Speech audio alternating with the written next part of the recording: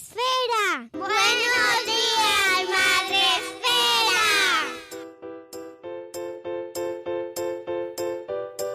Buenos días, Madre Esfera. Hola amigos, bienvenidos un día más a nuestro podcast, al podcast de la comunidad de creadores de contenido sobre crianza en castellano, Madre Esfera, en la cual, ya sabéis, nos gusta acercaros a temas pues tan importantes como la divulgación científica especializada y dirigida a la infancia, como es el tema que vamos a tratar hoy.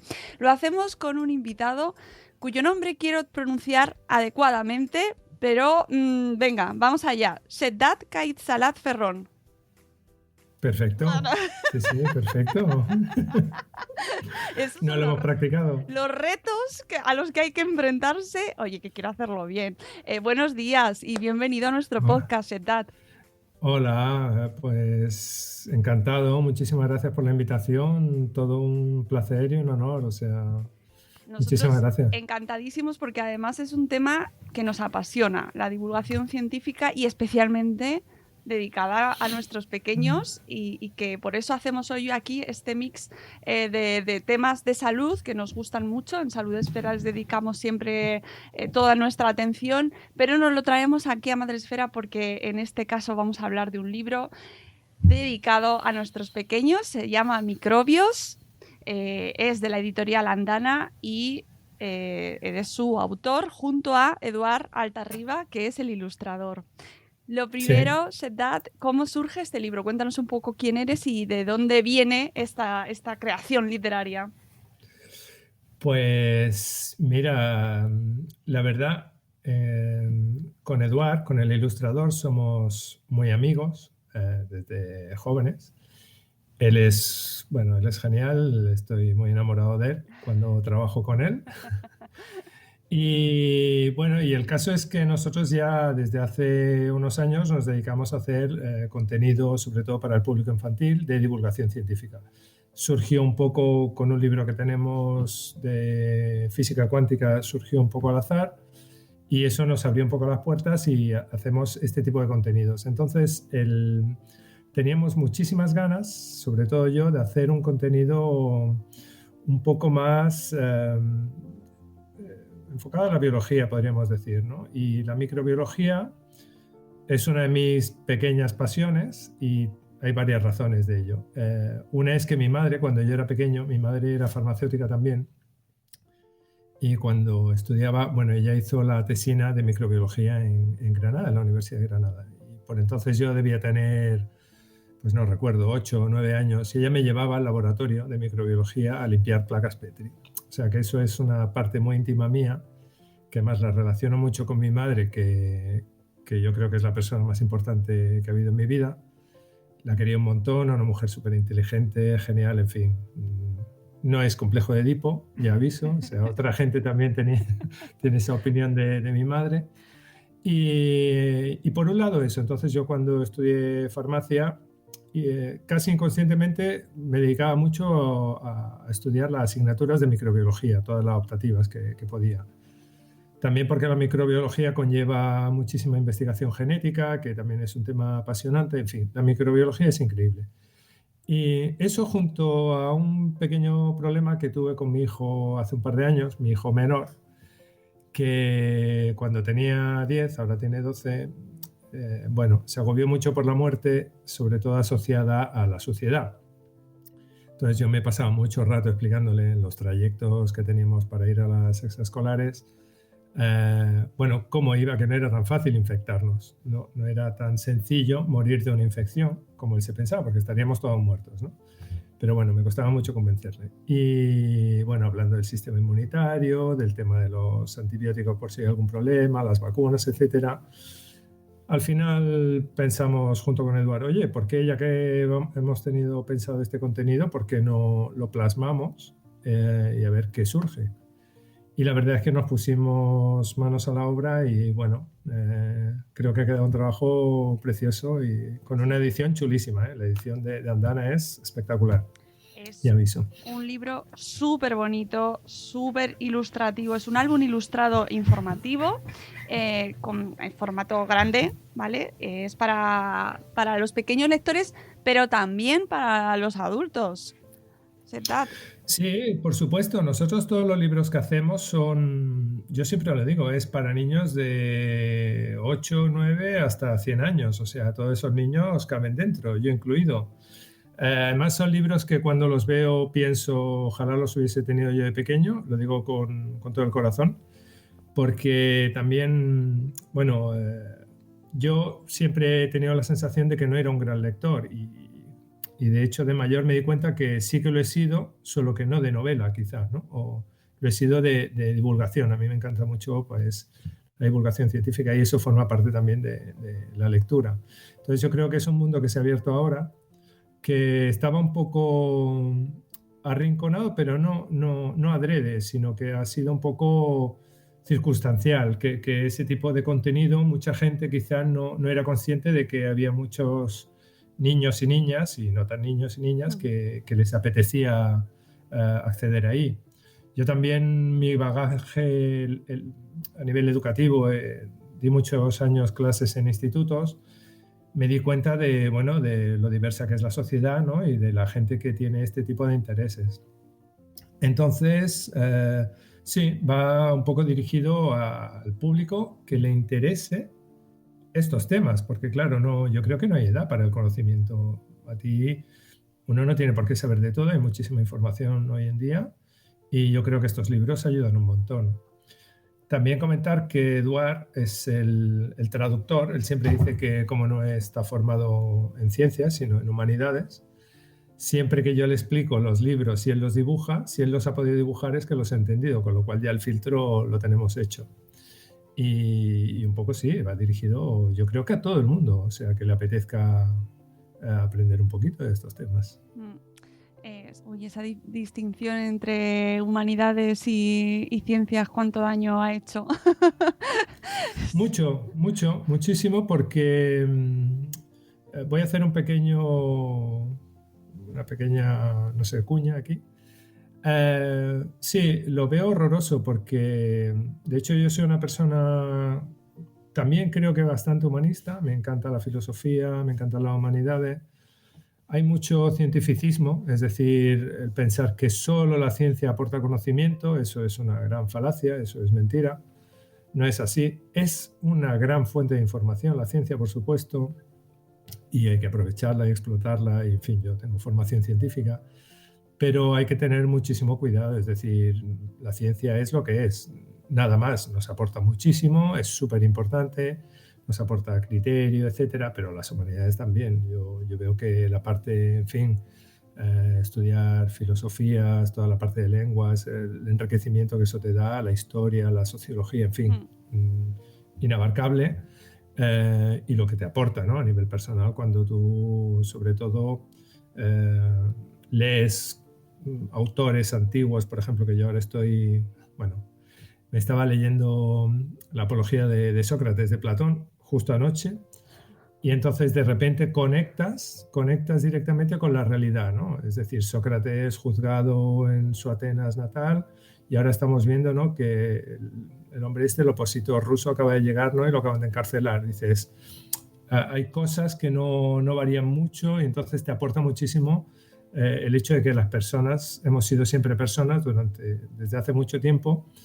Y lo eran hace 3.000, 4.000 años como lo éramos ahora, solo que ahora tenemos más información, es lo único. Entonces, por supuesto, las humanidades para mí son imprescindibles. Sí, y además, y lo estamos viendo ahora, esa diferencia, esa distancia que además yo soy hija de aquella distancia porque es lo que he estudiado.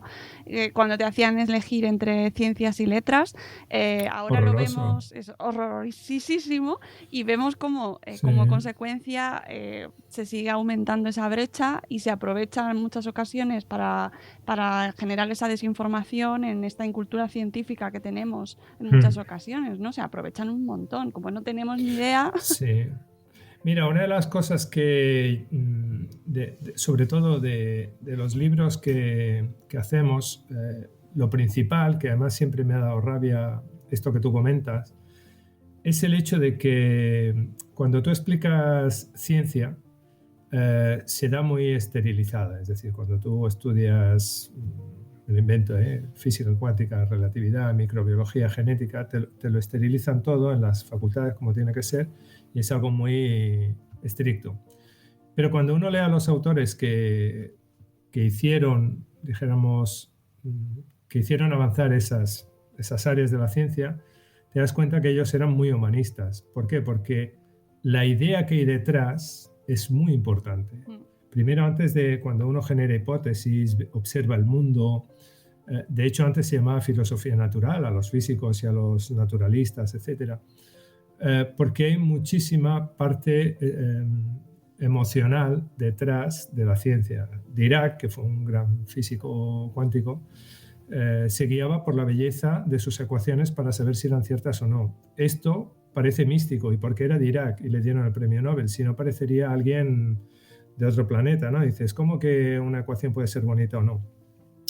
Entonces, mi intención sobre todo ha sido siempre trasladar ideas que quedan borradas o que no se permite tener acceso a la gente solo por el hecho de haber escogido en un momento de su vida, bastante joven además, un camino. Entonces dices, ¿cómo que nadie puede saber las ideas que hay detrás, me lo invento, de lo que hay detrás de la microbiología? ¿Eso dónde está escrito? O las ideas que hay detrás de la cosmología actual, o las ideas que hay detrás de la computación. ¿Vale que no tenemos que saber matemáticas o grandes ecuaciones de química o formulaciones? Vale, porque para eso ya hay gente que se dedica. Pero ¿por qué no puedo tener yo acceso a esas ideas y a ese conocimiento? No se trata de explicar algo muy, muy grandilocuente. Y esas ideas son muy potentes. Por ejemplo, aquí en microbios, esa idea de cómo funciona el sistema inmunitario, que ahora es tan importante, por ejemplo, que estamos en plena pandemia, y hay que entenderlo bien. Es decir, cómo generamos nosotros inmunidad y muchísima desinformación. ¿Qué es una vacuna? ¿Para qué sirve? ¿Por qué tengo que tomarme un antibiótico o no? ¿Qué es una bacteria o un virus? ¿Qué diferencias hay? ¿Todas son malas? ¿Todas son buenas? Esos bichos que hacen en la Tierra, ¿cómo es que están? No, si es que fueron los primeros. Igual ellos se preguntan ustedes qué hacen aquí, ¿no? Y serán los últimos en irse, ¿no? Entonces, todas estas ideas, yo creo que tenemos que tener una especie de... A la larga se conseguirá. Ahora vivimos en una época un poco abocada a la ciencia, y hay que ponerla en su justa medida, a mi entender, porque la ciencia es súper importante, hay que invertir muchísimo en ella, hay que invertir muchísimo en formar a la gente, a nivel divulgativo también, que se está haciendo, y por supuesto abrirnos, ¿no? Porque el conocimiento viene de muchos lados. Claro, hay que invertir en ciencia e invertir en su accesibilidad y en que la gente entienda en qué se hacen esas inversiones, ¿no? Por ejemplo, ahora con las vacunas, y en vuestro libro explicáis perfectamente, ¿no?, en qué consiste la vacuna, cómo funciona. Hay que hacer entender a la gente por qué nos vacunamos y por qué es importante vacunarse, porque si la gente con la idea que se queda es que son muy rápidas, es que no pueden funcionar si son tan rápidas. Sí, la verdad es que la brecha que hay entre el conocimiento actual y entre, dijéramos, la gente que sabe mucho sobre un tema o por dónde está la tecnología y dónde estamos socialmente es tremenda. Es decir, si la gente fuera consciente de lo que se sabe, de lo que los seres humanos sabemos, les parecería ciencia ficción directamente. Hay un montón de conocimiento que ya sabemos que existe y nos vamos a encontrar con problemas muy rápidamente a nivel social. Estamos pensando, por ejemplo, en cómo sería nuestra sociedad hace 100 años, discusiones políticas, en fin, etcétera. No voy a entrar mucho en ello, pero de alguna manera este gap lo tendremos que superar a nivel de humanidad colectiva, porque estamos a un paso de hacer cosas increíbles, es decir, de tener inteligencia artificial. ¿Cómo vamos a hacer para que cuando un aparato piense y tenga sentimientos y emociones como nosotros, eso cómo lo vamos a gestionar? ¿Eso forma parte de la vida o no forma parte de la vida? ¿Parecerá que somos dioses o no? nosotros ya podemos hacer, en fin, porque no está permitido éticamente, ¿no? Pero el código genético lo podemos retocar casi a placer. Este año se ha fallado, el año pasado, se ha fallado el Nobel de Medicina a la técnica CRISPR-Cas, a dos investigadoras, en fin, que han conseguido dilucidar cómo tocar a nivel genético eso. Podemos hacer, no diré medicamentos a la carta, pero casi. Podemos hacer niños a la carta incluso, ¿no? Esto ya está permitido, por ejemplo, para hermanos que tienen una enfermedad severa, pues que puedan hacer su hermano que lo pueda curar, ¿no? Etcétera. Tenemos la tecnología de las células madre. Y tenemos, por ejemplo, este tipo de vacunas nuevas que son un milagro, son increíbles, pero esa tecnología ya existía, es decir, ya existe.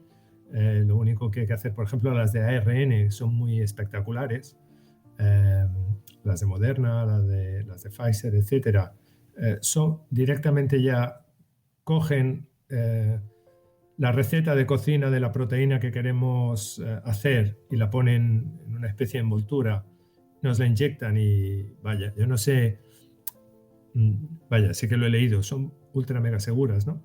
Pero vaya, es que ya no tenemos ni un virus dentro, ¿no? Pero incluso aunque tengamos las del virus, como por ejemplo pueden ser las de Oxford o la rusa, que es la de Sputnik 5, etcétera, que son de adenovirus, incluso esas que son adenovirus atenuadas están testadas, están bien trabajadas. Es decir, hoy día sabemos tanto que lo increíble es que no se haga más rápido. Yo creo que sí que se pueden hacer más rápido, lo que hay toda esa fase de seguridad que tenemos que cumplir para que cuando lleguen al público sean muy seguras. Pero sí, vivimos en una época en la que, por ejemplo, ahora sí muta el virus, que tenemos ya unas cuantas mutaciones, por lo tanto ese virus, como todos los virus, la mayoría de virus mutan, nada raro en la vida. Lo bueno es que ya tenemos toda la tecnología, por ejemplo, podemos modificar rápidamente ese ARN mensajero, cambiar, poner la nueva mutación y volver a inyectar. Es decir, la manera que tendremos de hacer las vacunas, como ya estarán probadas, porque lo que te puede dar problema es la carcasa, enseguida las tendremos, con lo cual pánico relativo, ¿no? De que haya mutaciones, porque los humanos en eso somos buenos. Pero bueno, nos ha tocado vivir una epidemia, una pandemia, y bueno, yo creo que nos hará reflexionar a nuestra generación, por supuesto. Madre mía, todavía nos queda por ver muchas cosas, me parece. Está siendo apasionante. Sí, yo hice salud pública y una de las discusiones que yo he tenido con mucha gente que era reacia a las vacunas, gente allegada, amigos míos, gente inteligente, que no es que no les gusten las vacunas, bueno, yo creo que es por desinformación. Hay mucha gente que tiene el criterio pero no tiene la información. El hecho de decir pues que las vacunas puede ser que, bueno, todo lo que dicen, las tonterías que dicen que hacen, ¿no? Y claro, está lo más obvio, es decir, nosotros hemos muerto miles de millones, cientos de miles de millones de personas, o sea, han muerto en la Tierra por problemas relacionados con los virus, ¿no? Y las bacterias. Y ahora estos millones de personas se hubiesen salvado teniendo estas vacunas. De hecho, nosotros nos salvamos gracias a esas vacunas. Con lo cual hay que tener muy en cuenta que eso salva vidas. Y anteriormente, cuando no las teníamos, no teníamos ese conocimiento, pues la gente desgraciadamente moría. Y no es que antes fueran muy antiguos o muy sucios, que a veces se tiene esa idea. Es que sencillamente nos puede pasar ahora y nos está pasando ahora, ¿no? Hemos encontrado un virus que ha sido una transmisión zoonótica que se llama, es decir, ha saltado de animal a humano, cosa que ya ha pasado varias veces, nada nuevo. Y bueno, desgraciadamente es un virus que con tantas mutaciones ha encontrado una buena llave para entrar en nuestras células pulmonares, ¿no? Entonces, bueno, yo creo que a la larga, a la corta de hecho, ya lo tendremos bastante controlado y a la larga, pues bueno, será una enfermedad más residual. Nos pasó con el SIDA, eso yo lo viví, al menos la edad que tengo, yo viví la epidemia del SIDA. La quinta enfermedad infecciosa que más ha matado en la historia, unos 35 millones de personas, que se dice pronto. Eso yo lo viví de adolescente, es decir, he tenido esa conocía gente que tuvo SIDA y murió, o sea que, bueno, desgraciadamente eso existe en nuestro mundo. Sí, y tenemos que contarles a nuestros niños y nuestros pequeños todo esto que está pasando de la manera más accesible posible. Por eso vamos un poco a adentrarnos en vuestros microbios, ¿vale? Tenemos aquí, que es guay, tenemos hoy imágenes y todo, que lo puedes manejar tú perfectamente. Ahí está. Sí. Y aquí pues podéis ver un poco en qué consiste, ¿verdad? Cuéntanos tú si quieres un poco el Pues resumen. mira, sí, haré el recorrido un poco del libro.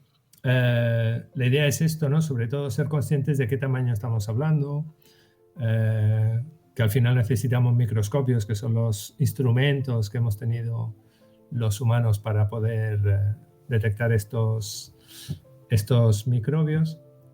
Como curiosidad, Robert Koch, que fue uno de los grandes padres de la microbiología, su mujer le regaló un microscopio y ahí empezó todo, ¿no? O sea, el hombre ya era médico y dejó bueno, se pasó una época tan solo investigando el carbunco, el anthrax, y o sea que todo vino un poco por estos aparatos, ¿no? Por supuesto, las células, que son las células, que son muy importantes, es algo imprescindible que entender. Y después los tipos de microbios que tenemos, ¿no? Tenemos unos cuantos. Tenemos bacterias, arqueas, hongos, algas, protozoos. La idea del libro es hacer sobre todo el mundo unicelular, muy pequeño. Y bueno, explicamos las bacterias, qué es una bacteria, los tipos que hay. ¿Sabremos diferenciar virus y bacterias? ¿Tú crees? Yo creo que sí, yo creo que queda bastante claro. Le dedico bastante a las bacterias, sobre todo por tamaño, la manera que tienen de reproducirse. Bueno, también la microbiota, la cantidad de microbios que tenemos encima nuestro, que gracias a ellos vivimos, por supuesto. Las arqueas, también unos microorganismos muy curiosos, muy parecidos a las bacterias, aparentemente. No generan enfermedad, no causan enfermedad, pero bueno, se descubrieron relativamente hace poco y son muy importantes para el medio. De hecho, la tecnología CRISPR-Cas, la que hemos dicho que es la de retoque genético que se ha fallado el Nobel este año, surgió de un estudio que hizo un investigador Mújica de aquí, un alicantino, que encontró que el sistema inmunitario que tenían estas arqueas y bacterias contra virus les podían servir para esta técnica, como curiosidad, ¿eh? Los hongos, en fin, yo pie de atleta sufro bastante, hago deporte y siempre tengo que estar con cremas. Protozoos, aquí ahora quizá no tengamos muchos, pero por ejemplo amebosis ha habido muchas a lo largo de la historia. Son importantes, el Plasmodium genera la malaria, es una enfermedad, por ejemplo, se está estudiando, se cree que ya se tiene una vacuna bastante eficaz contra ella. Bill Gates es el responsable a nivel económico de esto. Bueno, afecta a muchísimas personas.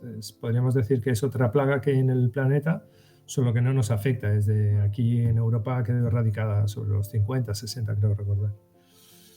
Las algas, importantísimas. Aquí las algas hacemos una distinción porque solo son las unicelulares, claro, hay algas también pluricelulares. Y nos interesan sobre todo porque fueron, dijéramos, las primeras, o son las que hacen la fotosíntesis que nos permiten tener oxígeno en el planeta. Tenemos virus, obviamente esto lo hago rapidísimo. Sí. No, además es que lo que tienen que hacer nuestros oyentes es luego irse a por el libro, por favor. Virus, vemos, por ejemplo, aquí me gustaría, hacemos una comparativa del tamaño de los virus. Los virus solo se pueden ver con microscopios electrónicos, no se pueden ver con microscopios ópticos, con lo cual quedaron durante mucho tiempo, se intuía que existían, pero no se pudieron ver. Ahora ya se saben, obviamente con las características que tienen, tipos de virus. Hay este virus que parece una nave espacial. Es chulísima ver fotos de estos fagos en internet. Fagos, que son virus que infectan a bacterias, Y bueno, todo lo que podemos hacer, parte de las cosas que se pueden hacer a nivel biotecnológico con los microbios. Algunos más grandes, los tardígrados, Este le flipa a mi hijo. El tardígrado es increíble. O sea, hay unos vídeos súper monos, se llaman ositos de agua. Hay unos vídeos súper monos en YouTube que si los ves cómo caminan. Bueno, pues son bichos increíblemente resistentes. O sea, como curiosidad, los llevaron al espacio y han sobrevivido, fuera de la nave. O sea, bichos duros de verdad. Gracias a estos bichos que son extremófilos, ahora se ha pensado en encontrar vida, como se ha visto que este tipo de bicho puede vivir en el espacio con radiación, es decir, sin oxígeno, etcétera. Es lo que se está buscando por el sistema solar para ver si encontramos algún tipo de vida de este estilo. En Marte, que queda un poco descartado, pero en algunas lunas de Júpiter y de Saturno. Aquí explicamos las infecciones con Louis Pasteur, lavarse las manos. Aquí esto, sí. Por favor, fundamental. Fundamental. Sí, por ejemplo, la incidencia este año de infecciones, de gastroenteritis, de gripes, de resfriados comunes, todo eso ha bajado en picado. O sea, sí. Efectivamente la transmisión es esta. Y Ignaz Semmelweis, que este hombre, en fin, fue el primero que se dio cuenta, le llamaban el salvador de madres, porque él se dio cuenta que cuando a las parturientas, las que se morían eran las que eran tratadas en segundo y tercer lugar después de la primera. Y era porque los cirujanos no se lavaban las manos entre parto y parto, porque no se sabía que existían los microorganismos o no se quería saber. Y él se dio cuenta que cuando las atendían las comadronas, que las comadronas sí que, había un ala de las comadronas de su hospital, sí que se lavaban las manos, el índice de muertes entre las parturientas era muchísimo más bajo. Bueno, este hombre acabó repudiado porque, en fin, le hicieron el vacío, pero, en fin, le llamaron el salvador de madres, y me parece una historia preciosa que incluso Google le dedicó un día su apartado. O sea que, bueno, tenía que estar aquí. Sí. Antibióticos, la penicilina, hoy en día es la amoxicilina, la augmentin, etcétera, es derivado de la penicilina. En fin, esta mujer fantástica, Dorothy Hodgkins, su historia es fantástica, una gran heroína, madre, en fin, en un sótano en la época en la que las mujeres, bueno, porque tuvo compañeros que obviamente no eran ni machistas ni nada que se le pareciera, ella siempre lo agradeció mucho a su equipo con los que investigaba, pero en realidad la sociedad lo era mucho y le costó mucho encontrar cómo investigar. Premio Nobel de Química, una mujer fantástica, en fin, digna de que alguien, bueno, lo quiera leer y su historia en Internet. Resistencia bacteriana, porque estamos hartos de decir que hay que tomar bien los antibióticos. La OMS lo está poniendo ya, seguramente igual será la mayor causa de muerte hacia mitad del siglo. Quizá tengamos epidemias y pandemias de bacterias resistentes porque no tendremos antibióticos para ellas. O sea que esta es una de las posibles futuras epidemias y pandemias. Tiene toda la pinta. Recordar que una gran epidemia de bacterias fue la peste. La peste estaba provocada por Yersinia pestis. Era una enfermedad, bueno, que mató muchísimo y era una bacteria. O sea que... Pero bueno, no solo esta, hay unas cuantas más bacterias, por ejemplo el cólera, ¿no? También lo provocan bacterias y ha habido bastantes epidemias de cólera. Hay que ir con muchísimo cuidado con las bacterias resistentes y aquí explicamos por qué, tanto a nivel humano como a nivel también de animal, ¿no? Uh-huh. ¿Cómo se transmite? Historias de Robert Koch, un hombre genial y fantástico. También Robert Koch y Pasteur, fueron contemporáneos, tuvieron un pique porque además estaban picadas Francia y Alemania. Fue a finales del siglo XIX, principios del siglo XX, finales del XIX sobre todo. En fin, fantástica, al final se reconciliaron, ¿no? Y bueno, época fantástica para la ciencia. Y aquí algo muy importante, ¿no? ¿Cómo funciona nuestro sistema inmunitario? Esta página es genial. A mí cuando me la enseñó Eduard, en fin, todavía alucino cada vez que la veo. Aquí una bacteria persiguiendo un glóbulo rojo, el virus aquí con la catapulta, en fin. Yo, la verdad, no puede ser más genial. Sí, una inteligencia fantástica. Yo creo que aquí está muy bien resumida cómo funciona el sistema inmunitario, tanto el primer contacto que tenemos con un patógeno, como luego cómo funciona nuestro sistema humoral y celular, es decir, cómo generamos inmunización. Aquí lo explicamos un poquito más, cómo se genera inmunización, que se genera de dos maneras, de una forma natural, que es pasando la enfermedad, y la otra es con vacunas. Y aquí lo explicamos un poquito, que con vacunas también se hace. ¿Cuál fue la primera vacuna de la historia? También muy curiosa esta historia. Y cómo funcionan las epidemias, es decir, por qué se propaga el famoso R0, RT, bueno, ahora le llaman factor, sí, que además está genial porque ya estamos escuchando todos estos tipos de términos, ¿verdad? El factor R ya es que sale en las noticias, pero claro, te lo tienen que poner en el contexto adecuado, explicar de la manera adecuada y que no sean palabras que luego se descontextualicen y nadie sepa cómo funciona, ¿no? Sí, este libro, voy a hacer un pequeño paréntesis, este libro lo empezamos antes de la pandemia, es decir, lo empezamos en noviembre del 2019, con lo cual no teníamos previsto que ocurriera esto. Sí, y bueno, yo me he leído varios libros, sobre todo hay uno muy chulo de Clara Grima que se llama Las matemáticas... Vigilan nuestra salud. Sí, cuidan nuestra salud, exacto. Donde explica muy bien, muchísimo más con ecuaciones, etcétera, el factor R. Pero este ejemplo lo encontré también que me encantó en un divulgador en investigación y ciencia, un artículo muy chulo que explicaba un poco a nivel de rumores, cómo se podían transmitir los rumores y cómo se transmitían también si tú le explicabas un rumor a una persona o a dos personas, ¿no? Y lo que cambia, es decir, si tú le explicas un rumor a una persona y solo a una, y cada persona solo a una persona, al cabo de un mes tienes 30 personas que saben el rumor.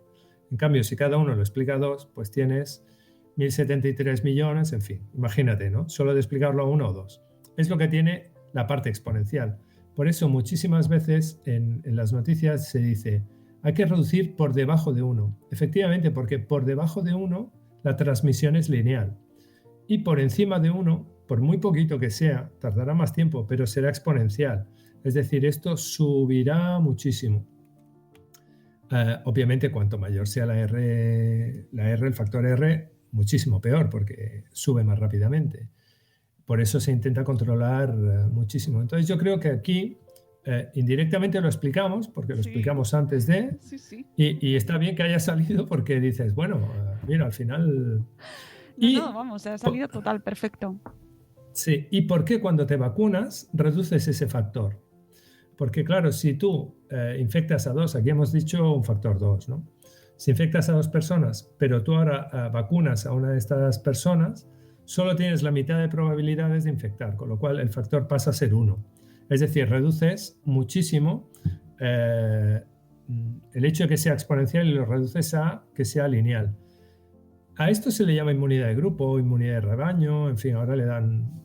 Pero la explicación es verdaderamente sencilla y aquí, gráficamente, vuelvo a decir, Eduard es un crack, es un genio, yo se lo expliqué y dije, más o menos va por aquí y tal, y él encontró gráficamente, bueno, de verdad, es un genio, me encanta cómo dibuja y la inteligencia que tiene a la hora de plasmar ideas. Y un poco para que se vea la eficacia de las vacunas, cómo erradicamos la viruela. La viruela es lo que más ha matado en la humanidad y, en fin, solo hay que decir que se calcula que unos 500 millones de personas a lo largo de la historia. De hecho, fue el gran problema que tuvieron en América cuando llegaron los conquistadores europeos, es decir, no se los cargaron a espada a toda la población de allí. Fue sobre todo a nivel de enfermedad y la viruela causó estragos. La viruela fue demoledora. Pues esto se consiguió erradicar con la vacuna en el 1980. No existe ya el virus de la viruela. Bueno, no existe. Se lo guardaron los Estados Unidos y los rusos y quedaron con que lo destruirían en el 2003 y no lo han destruido. Sí, no da queremos miedo. saberlo. Bueno, mal rollito. Sí. Es decir, esto es mal rollito porque R0 de 5 y mortalidad del 30%. Se supone que, por ejemplo, el coronavirus la tiene del 0,5 a 1. En fin, ultra mega peligrosa, mucho miedo. Bueno, pues yo nací y existía la viruela. Eso es así, es decir, no, yo no nací en otro, en fin, que no existía esto. Yo pasé las paperas porque todavía no estaba la vacuna. El sarampión, es decir, dice, hostia, todo eso me lo podría haber ahorrado. La polio, yo tengo amigos, yo soy saharaui y de pequeño estuve en los campamentos de refugiados del Sahara y ver niños con polio era... Yo tenía amigos que iban cojos porque habían pasado la polio, o sea que no es algo que no haya existido. En cambio, hoy en día te vacunas, mis hijos se han vacunado y fantástico. No tienen hepatitis B, no tienen polio, no tienen sarampión, no tienen difteria, no tienen tétanos, no tienen, en fin, 100.000 cosas. Sí, es triste que haya que recordarlo, pero hay que hacerlo. Sí, yo la verdad es que ahora voy a contar una anécdota sobre la difteria que ocurrió cerca de donde vivo y bueno. Por último explicamos grandes epidemias y pandemias de la historia, lo que hemos dicho, la viruela, lo que ha llegado a matar, pero no solo la cólera, la peste negra, en fin, las plagas que hubo en el Imperio Romano, que también fueron... De hecho, hay un libro muy chulo que habla de cómo las enfermedades han modelado la historia, porque claro, muchísimos ejércitos perecieron por culpa de las epidemias.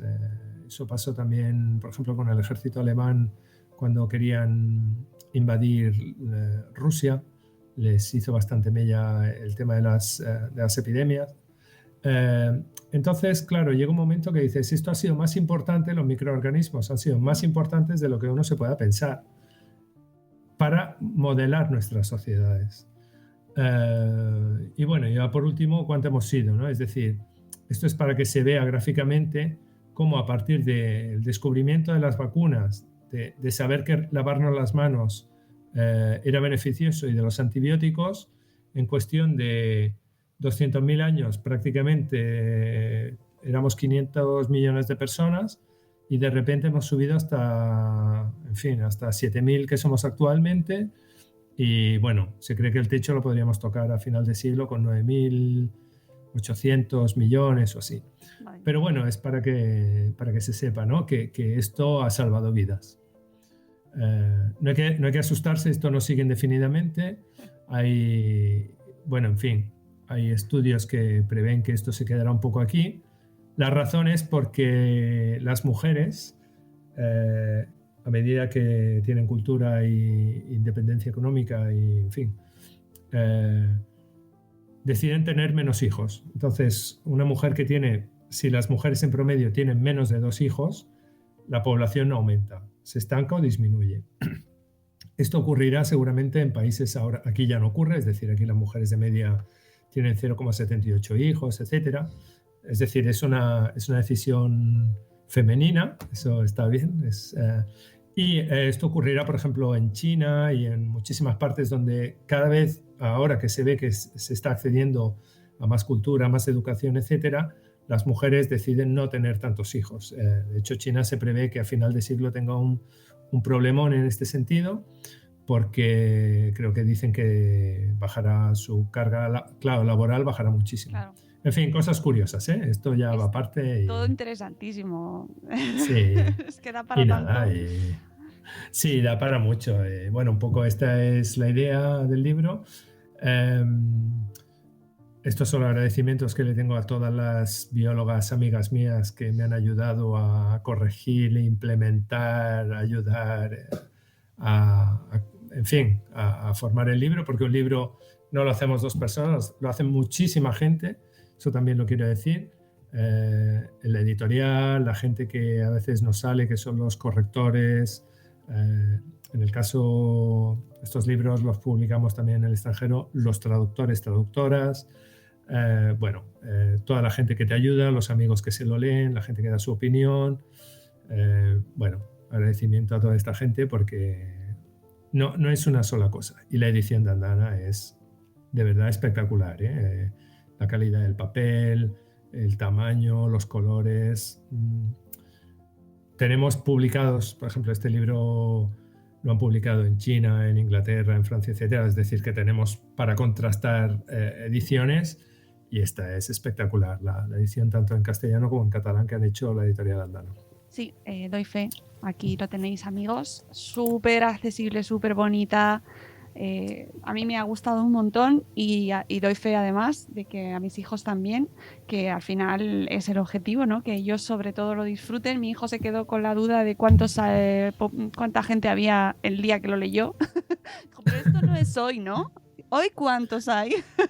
Ostras, sí. A ver, ellos son los más exigentes.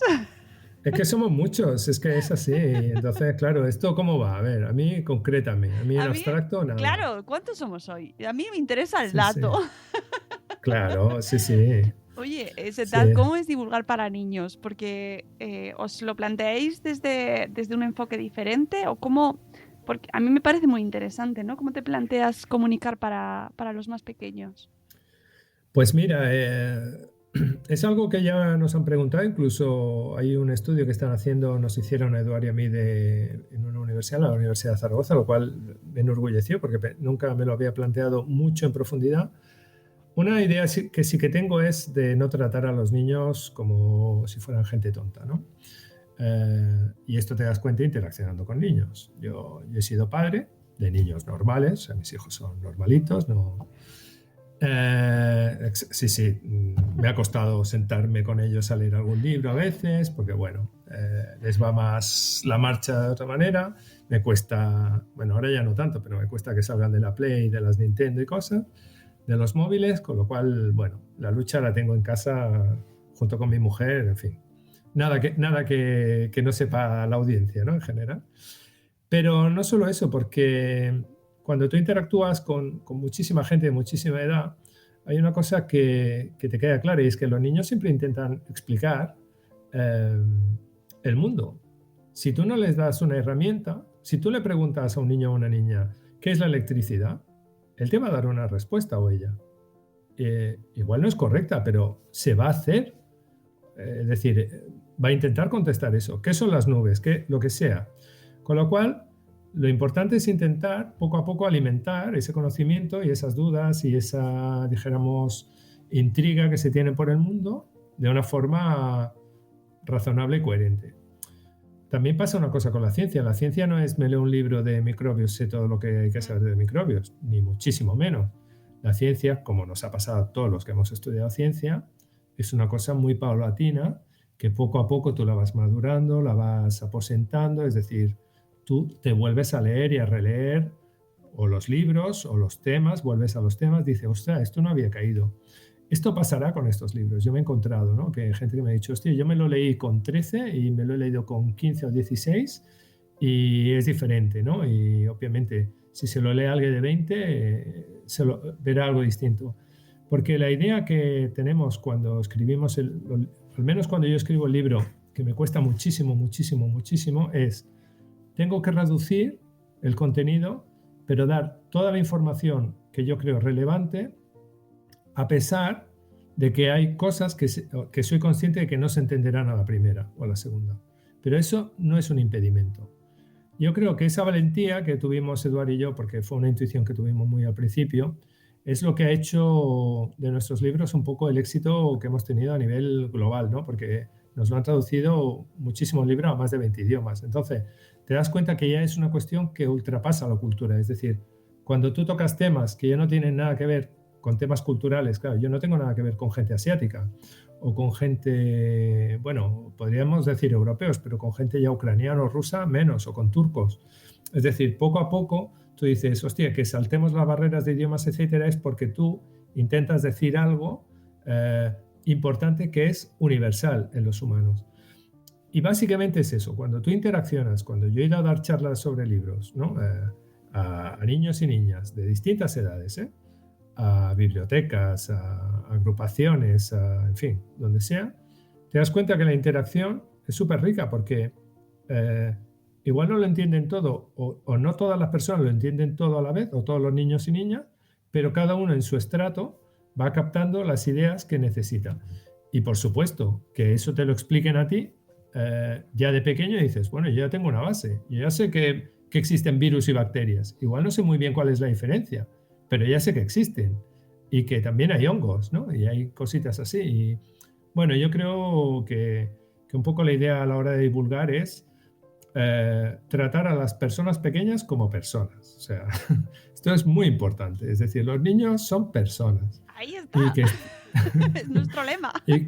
y que forman parte de la sociedad, una parte muy importante.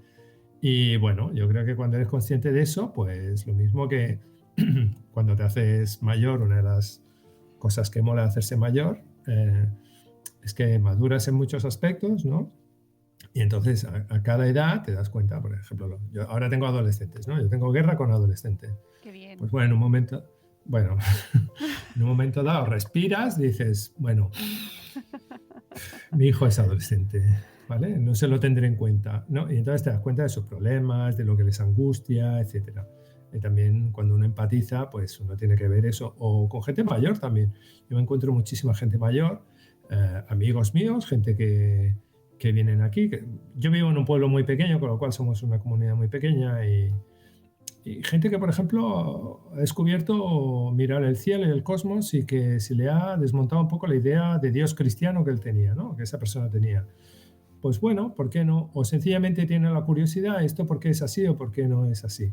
Porque también, por ejemplo, otra idea que se tiene en la sociedad es que la gente mayor no es inteligente o no ha tenido vida, ¿no? Y dices, tú puedes encontrarte con gente de 80, 90 años espectacular, que tiene un bagaje fantástico, o etcétera. O gente que no ha tenido, por ejemplo, los recursos para poder estudiar por lo que fuera, y gente pues que también tiene ganas de acceder a ese conocimiento, gente con, en fin, la sociedad, la magia de la sociedad es que es plural y diversa, y divulgar se trata de eso, es decir, de tener empatía por el otro y quererle explicar cosas respetando muchísimas cosas, ¿no? de las personas, y sobre todo no quedándote en cosas banales y muy triviales de sí, esto es así porque ya está, ¿no? Porque considero que a ti no te tengo que explicar en más profundidad según qué idea. No, eso no lo tengo que decidir yo, ¿no? Yo pongo la información y que los demás cojan la que quieran, ¿no? Pero que esté ahí.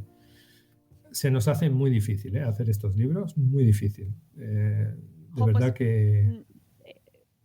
Claro, entiendo que debe ser complicadísimo, pero luego el resultado es tan apetecible, parece tan sencillo, ¿no? Hacéis sencillo algo que debe ser complicadísimo, con lo cual tiene que haber ahí un esfuerzo brutal.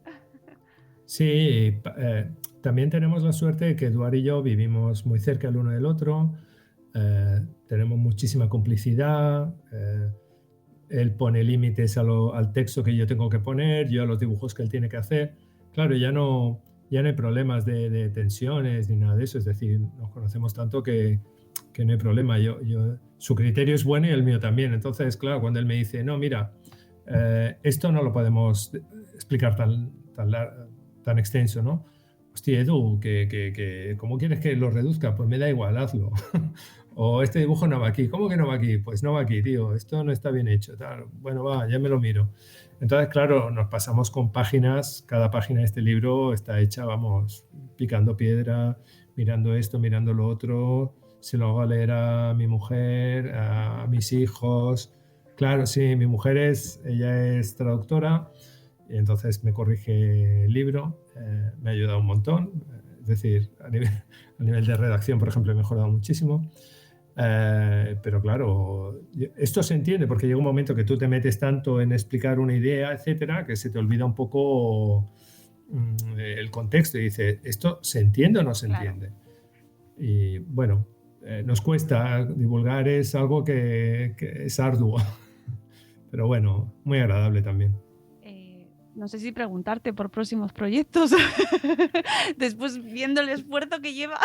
Sí. Mira, nosotros tenemos una línea, unos libros que son de física, que ahora llevamos 3, ahora ha salido el del cosmos, es de la serie se llama Doctor Albert, que es muy parecida a esta, y entonces explicamos pues física cuántica en un libro, relatividad en otro y cosmología en otro. Ahora estamos haciendo el de electromagnetismo. Cuando acabemos nos pondremos con el segundo de esta serie, el de microbios, que será sobre genética. Es la idea que tenemos. Sí, muy Qué chulo. bien. Sí, durillo. Este va a ser, bueno, cada libro, cada vez que lo tengo en mente, pienso que es muy duro. Pero sí, también algo que con lo que nos enfrentamos a nivel tecnológico hoy en día. Creo que hay que tener unas nociones muy básicas de genética, es importante. Parte del hecho de que microbios haya ido primero es porque muchísima investigación genética se hace con microbios, es decir, lo más rápido es intentar modificar bacterias o virus, es lo que sale muy barato y más que modificar animales o plantas, que también se hace, por supuesto, pero sí, yo creo que... Y también una cosa que me gusta mucho hacer o nos gusta hacer es poner en contexto histórico la ciencia, es decir, qué personas pensaron esto, en qué épocas de la historia, y todas estas ideas surgieron a papel y lápiz, que digo yo, es decir, antes de tener calculadoras, ordenadores, etcétera, ¿no? Que hoy en día, es decir, con papel y lápiz y pensando mucho y mirando mucho y con mucho cariño, pues se pueden sacar conclusiones increíbles. Ahora me ha venido a la mente, por ejemplo, a nivel de genética, todos los aspectos que se hicieron, ¿no? Desde el principio, ¿no? Cómo surgió toda la genética, también la evolución, pero no llegó, se intuyó un poco, ¿no? Con Darwin, pero sí, dijéramos que es un tema fascinante. Estás hablando y me estoy acordando también del programa que tuvimos el viernes sobre filosofía y al final no puedo evitar unir ambas. Por supuesto, a mí ¿sabes? Porque al fin es preguntarte sobre el mundo, ¿no? Y sobre lo que nos sucede, sobre por qué sucede y qué nos rodea, y me parece que es lo mismo, ¿sabes? Es dos caras de la misma moneda. Sí, por supuesto. Por ejemplo, las leyes de Mendel, ¿no? Mendel tuvo una intuición fantástica. Este hombre era un clérigo y ultra inteligente, y todas sus investigaciones, todas sus conclusiones sobre genética las hizo con guisantes, es decir, con la planta de guisantes. 7 años plantando guisantes y viendo a ver qué salía, ¿no? Mezclándolos. Claro, el hombre tenía muchísimo tiempo, también sus superiores fueron inteligentes y hicieron que se formara en la universidad, con lo cual las personas no es que salen solo unas. Lo digo, por ejemplo, porque a veces se demoniza, ¿no? La parte de la Iglesia. La Iglesia ha hecho el daño que ha hecho, pero también ha hecho el bien que ha hecho. No soy cristiano, ni soy... No puedo decir ateo porque... porque filosóficamente queda raro, pero bueno, no soy creyente, por decirlo de alguna manera. Pero esto enlaza un poco con tu idea de la filosofía. Por ejemplo, la filosofía durante muchísimo tiempo fue escolástica. Tomás de Aquino, es decir, los grandes que hubo en esa época. Luego se separó un poco en el Renacimiento, ¿no? Con Descartes, Leibniz, con un poco ya filosofía natural, con Newton, etcétera, que ya arrancó más la ciencia. Pero claro que van de la mano, es que somos seres humanos, no pueden no ir de la mano, eso es imposible. Es decir, los primeros naturalistas, el primero, podríamos decir, gran genio de la humanidad conocido sería Aristóteles. Al lado estaba Platón, que él era discípulo de Platón, y Sócrates, ¿no? Que Platón era discípulo de Sócrates. Vaya, 3 se juntaron, ¿no? Piensas, jolín, uno detrás de otro, ¿no? Dice, pues no está mal el tema, ¿no? Pero bueno, claro, es decir...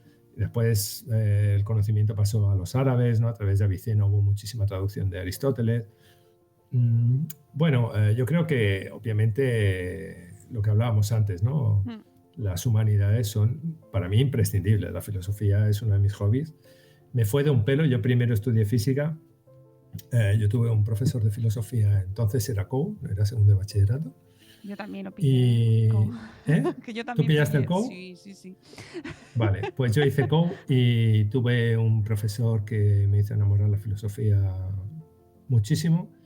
y me fue de un pelo. Y de hecho yo un poco la idea de hacer física fue un poco, nos pasa un poco a los físicos, fue un poco más trascendental.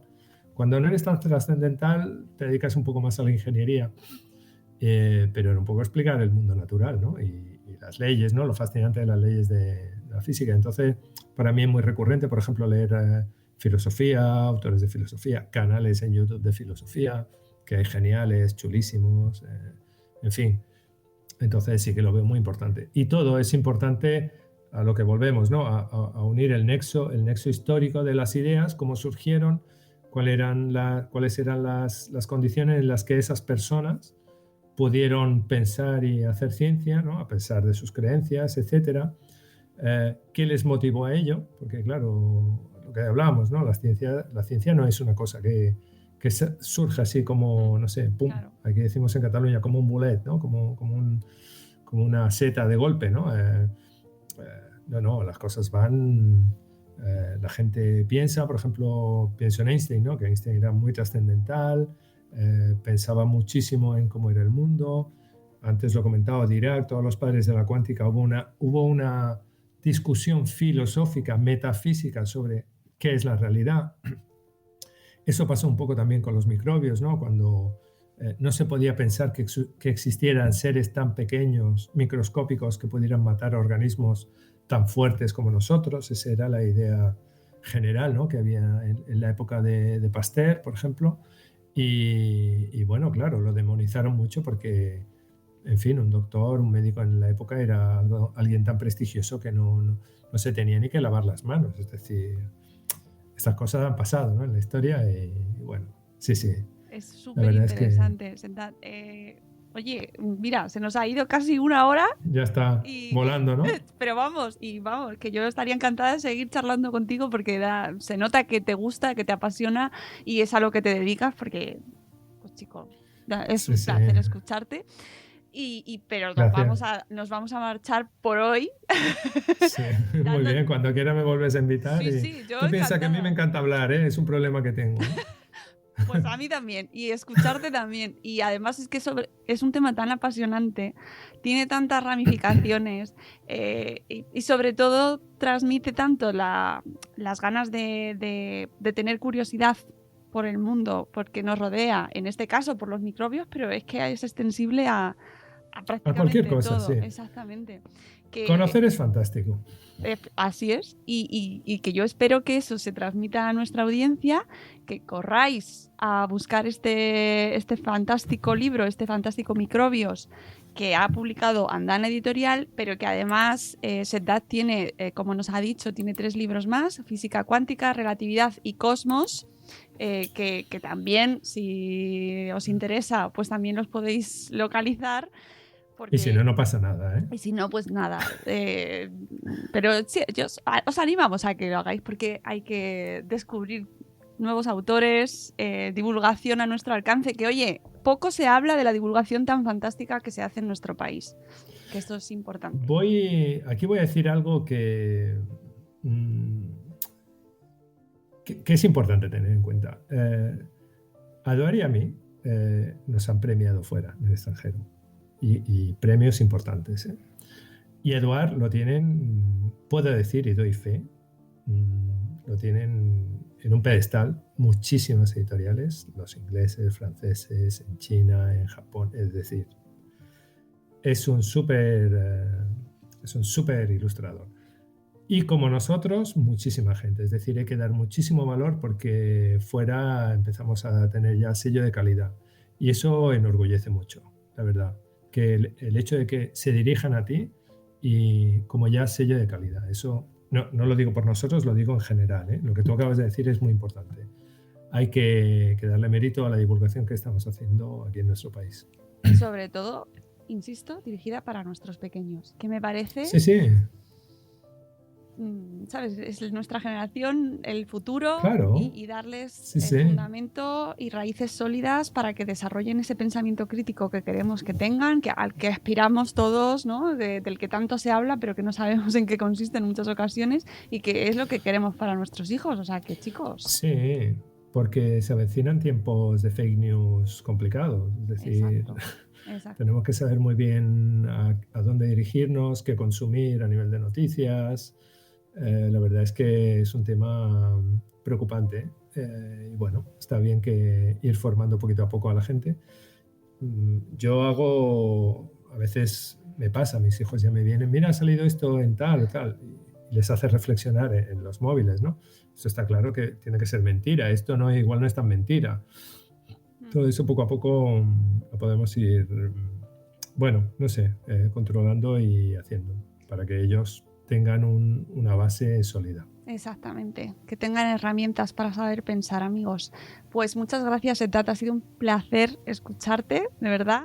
Muchísimas gracias. Y leerte, por supuesto. Os animo a todos los que nos estáis escuchando y viendo, porque esto también lo vamos a subir a nuestro canal de YouTube, a que os hagáis con este maravilloso álbum Microbios de Andana Editorial de Sedat Kait Salat Ferrón y Eduard Altarriba. ¿Vale? Vale, pues muchísimas gracias, encantado y gracias a ti.